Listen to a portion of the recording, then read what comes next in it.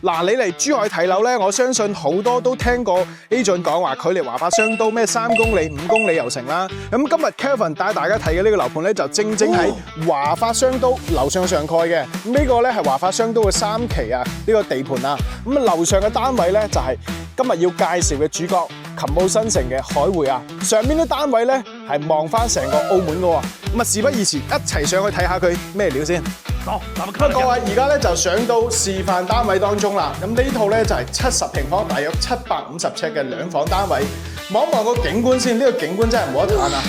睇翻右手邊呢邊咧就係橫琴金融島 IFC 以及珠海中心會展中心。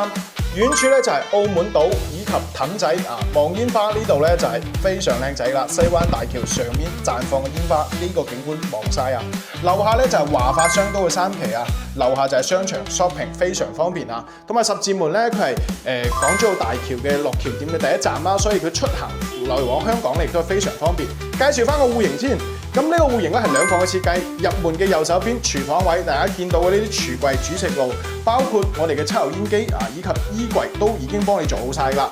咁左邊位咧就係第一間房，呢間咧係一間2.6米左右嘅一間客房啊。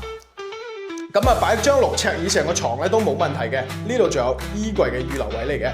咁呢邊嘅話咧就係我哋客餐廳嘅位置啦，大約就係有3米左右闊嘅一個空間啦。交標俾到大家嗰陣時咧，梳化包括呢啲餐台、餐凳都已經係做好晒俾到大家噶啦。包括上面嘅呢個中央冷氣機咧都係有埋嘅同埋呢個儲物空間咧都係幫大家做好晒嘅。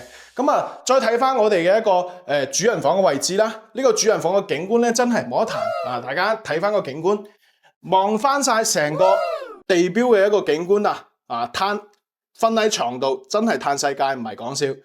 大家如果感興趣嘅話咧，主頁私信我有我嘅 WhatsApp 號同埋我 WeChat 號。